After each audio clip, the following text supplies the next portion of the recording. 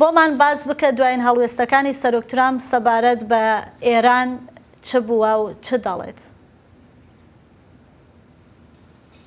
بەفراو کەمێک بەر لە ئێستا دۆناڵد ترامپ سەرۆکی ئەمریکا لێدوانیدا سەبارەت بە هەردوو وڵاتی چین و رووسیا پەیوەندیدار بە ئێرانەوە.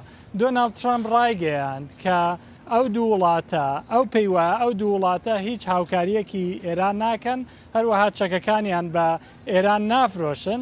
ئەوەشی بەبیر هێناوە کە وڵاتە یەکگرتووەکانی ئەمریکاش چەک ڕاستەوخۆ بە ئۆکرانیا نافرۆشێت، تەنیا بە ناتۆی دەفرۆشێت و ئەو ئاگادار نییە کە چۆنی ئەم چەکانە دابەش دەکرێن. بەڵام دڵنیاییدا لەوەی کە هەریەک لە وڵاتانی رووسیا و چین چەک بە ئێران نافرۆشن لە ئەگەری شکاندنی ئەو بەڵێنانەی کە بە ئەمریکا ئەنداوە ئەوە بۆ هەردوو وڵات زۆر خراپ دەبێت.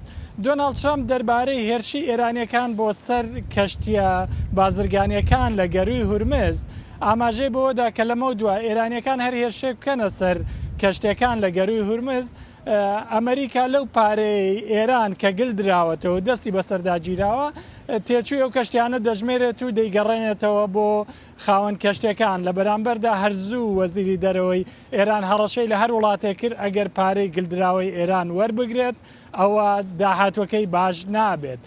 بەرپرسیانی کۆچکی سپی دەڵێن ئۆپەراسیۆنی سەر ئێران بە زووی ئەگەری هەیە فراوان بکرێت ئەگەر ئێرانیەکان نێنە سەر مێزی گفتوگۆ. لەو بارەیەوە راپۆرتێکم بۆ ئامادەکردوون با بەیەکەوە بیبینین. کارەکانمان لەگەڵ کۆماری ئیسلامی ئێران بەباشی دەچنە پێش. ئەوان حەزیان لەوەیە لێمان نزیک ببنەوە، بەڵام من پێم وایە هێشتا ئامادە نین. هەندێک خەیاڵی شەیتانیان هەیە کە ئێمە حەزی پێ ناکەین، چونکە ئەگەر بتوانن دەستیان بگاتە چەکی ئەتۆم هەرچی باسی بکەین بێسوودە. چی دامەزراوەمان هەیە یەک بە یەک دەیانتەقێننەوە. ڕێگەیان پێ نادەین، تەنانەت بیریشی لێ بکەنەوە. لە ڕاستیدا سەرۆکەکانی دیکەی ئەمریکا دەبوایە بەو کارە هەستابان یان لانی کەم وڵاتانی دیکە. ئەوانە وا 47 ساڵە لە دەسەڵاتن، بەڵام وا پێدەچێت ئەگەر ئێمە نەیکەین کەس نایکات.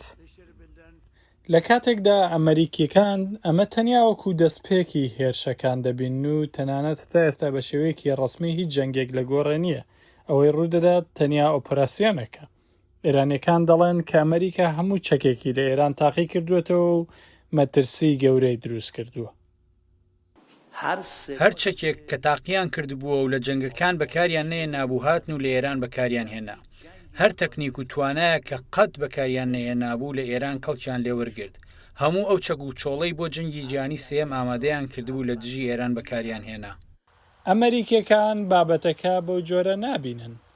ئەوەی ڕووی داوە تەنیا وەکو فشارێک بوو بۆ سەر ئێران بۆ ئەوەی دەست لە ئاڵۆزەکانی گەروی هورمز هەڵبگرێت و گرنتی دروست نەکردنی چەکی ئەتۆمی بدات. بەڵام دۆناڵد ترامپ هۆشیاری داوە ئەگەر ئێرانیەکان بەردەوام بن لەسەر مامەڵەکانیان بێگومان هێرشی گەورە بۆ سەر ئێران دەست پێ دەکات. بەڵێ وا پێدەچێ ئەگەر بەم زوانە ڕێککەوتنێک نێتە ئاراوە هێرشەکانی سەر ئێران زۆر فراوانتر بن و بەم زوانە ئۆپەراسیۆنەکە گەورەتر بێت لەسەر وڵاتە. باشە هیوە ئەم بزانن کۆ ئەمریکایە هەن باجێ نوێن گومرگێ لەسەر گەلک وڵاتان سەپاندنە. زانیاری نو دەوێت دەربارەیدا لە جەمتە چنە و بەرنامەیە ئیرۆیا سەرۆک دۆناڵد ترامپ چییە؟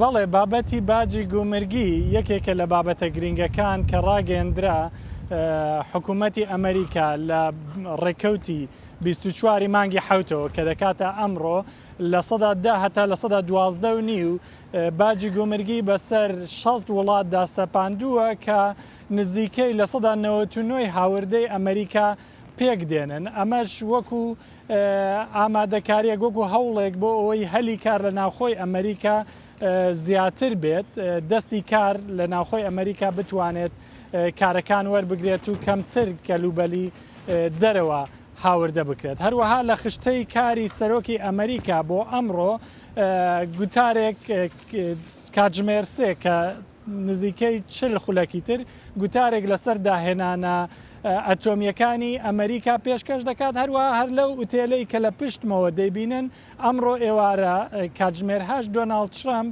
سەرۆکی ئەمریکا لە ئوتێلی واڵدۆرف ئەستۆریا دەبێت و گوتارێک لێرەش پێشکەش دەکات. بەێ هیوا سەلام پەمنێری دەنگی ئەمریکای کۆشکە سپاس بۆ وان زانیاریێنتە.